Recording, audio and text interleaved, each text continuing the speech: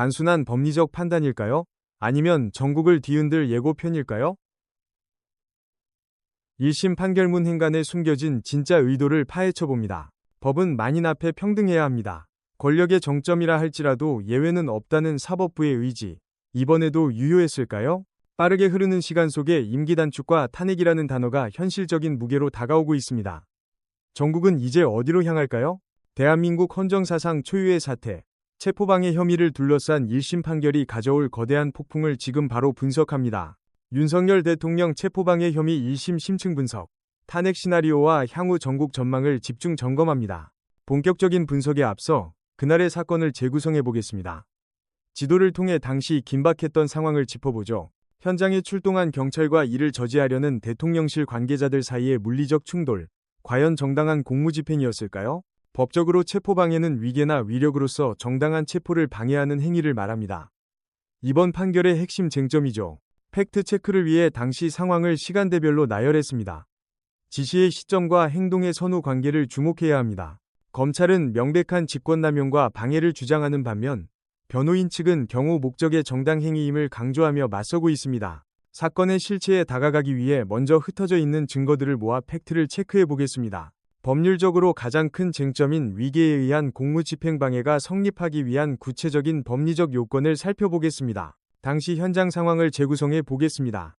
체포 시도와 이를 가로막은 물리적 저항이 팽팽하게 맞섰던 순간입니다. 이번 1심 판결의 결과와 향후 전국을 가를 세 가지 핵심 쟁점을 리스트로 정리했습니다. 결국 이 사건의 본질은 무엇일까요? 명백한 권력 남용인가? 아니면 통치권 차원의 정당방위인가에 대한 논쟁이 시작됩니다. 본격적인 2페이지입니다. 윤석열 대통령의 체포방해 혐의, 그 운명을 가를 1심 선고 결과의 핵심을 파헤쳐 보겠습니다. 재판부는 판결문에서 헌법적 가치와 법치주의의 엄중함을 강조하며 당시 행위의 위법성 여부를 명확히 명시했습니다. 유죄와 무죄의 갈림길, 결정적 증거는 바로 현장 지휘부의 교신 기록과 물리적 충돌의 강도였습니다. 재판부의 논리는 명확했습니다. 행위의 인지에서 시작해 권한 남용을 거쳐 최종적인 법적 책임으로 이어지는 흐름입니다. 법조계의 시각은 팽팽합니다. 판결의 정당성을 인정하는 측과 정치적 해석을 경계하는 측의 목소리를 수치로 확인하시죠. 1심 재판부는 형법 제136조 공무집행방해와 대통령의 형사상 특권에 관한 헌법적 해석을 근거로 판결 이유를 판시했습니다. 재판부의 의사봉 소리와 함께 1심 판결이 공식화되었으며 이는 헌정사상 유례없는 사법적 판단으로 기록될 것입니다. 여권은 사법부의 판단을 존중한다는 입장이지만 야권은 명백한 증거가 외면당했다며 즉각 항소와 탄핵 추진을 예고했습니다. 판결 직후 금융시장은 급격히 요동쳤습니다.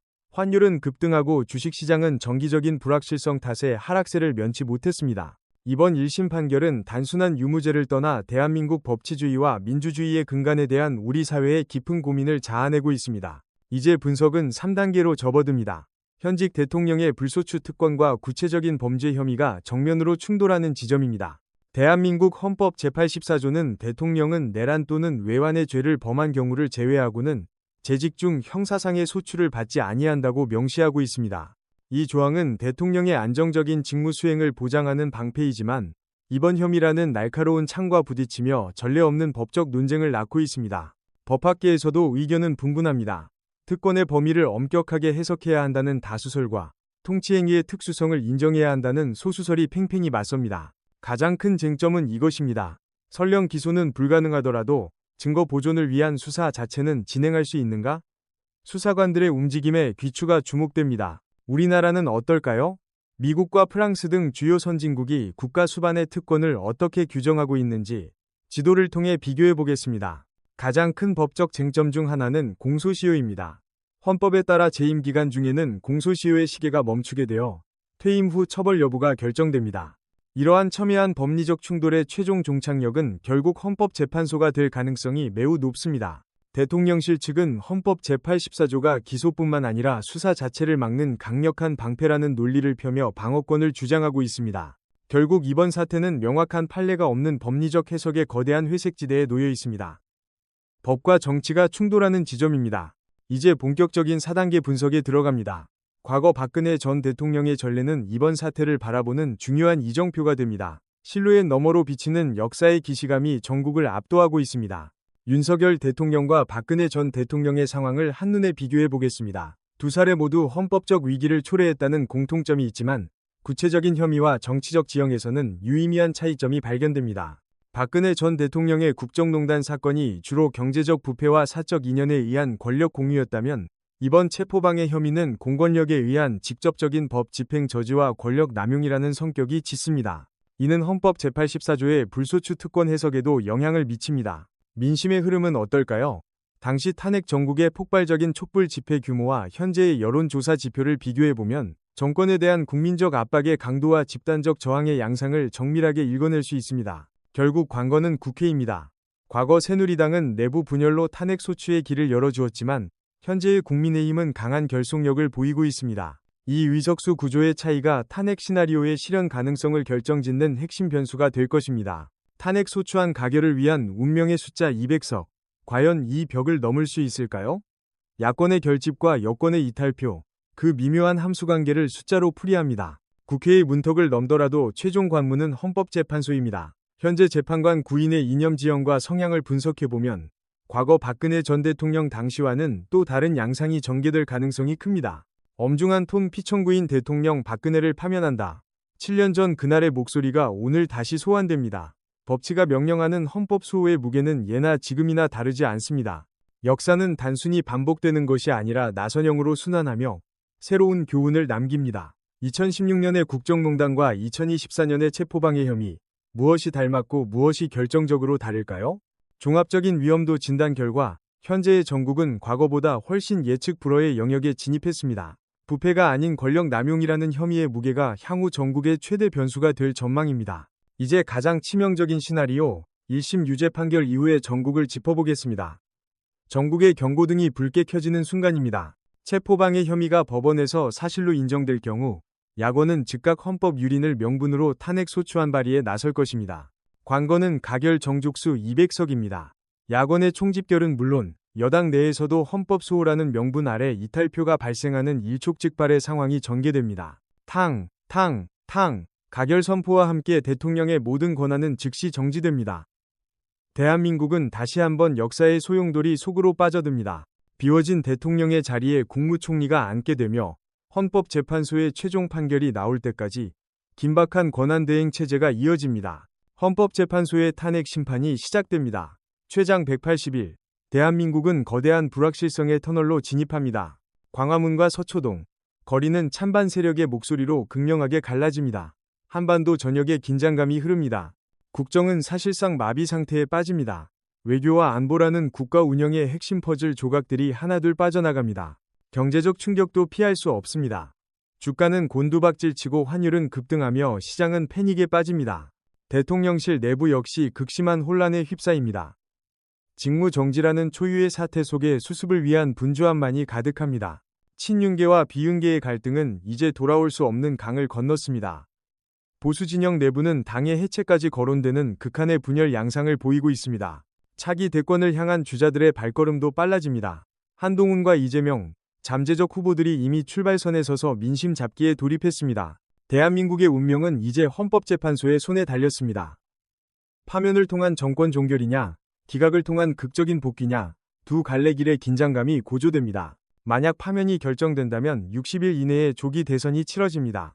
유례없는 초단기 선거 일정의 정치권은 거대한 소용돌이 속으로 빠져듭니다. 결국 1심 유죄 판결은 단순한 사법 판단을 넘어 대한민국 정치 지형을 통째로 뒤흔드는 거대한 격변의 시작점이 될 것입니다. 만약 1심에서 무죄가 선고된다면 전국은 180도 달라집니다. 시나리오 B, 즉 대통령의 사법 리스크 해소 국면이 시작되는 것이죠. 대통령은 자신감을 회복하고 지지층을 향해 강력한 국정 수행 의지를 피력할 것입니다. 보수 진영은 환호하며 결집합니다. 반면 무리한 탄핵과 수사를 밀어붙였던 야당은 거센 역풍에 직면하게 됩니다. 정치적 책임론이 불거지며 혼란에 빠질 것입니다.